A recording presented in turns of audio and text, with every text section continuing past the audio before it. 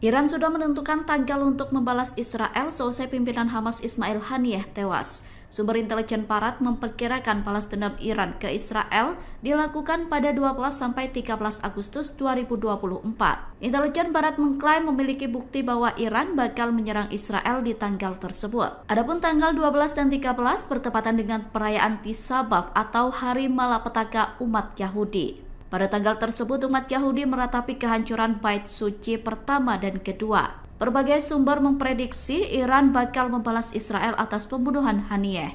Menanggapi serangan balasan Iran, Amerika Serikat sibuk melobi sekutunya di Timur Tengah. Kepala Komando Pusat Amerika Serikat Jenderal Michael Kurilla disebut telah mengunjungi negara-negara Teluk untuk memobilisasi koalisi guna melindungi Israel.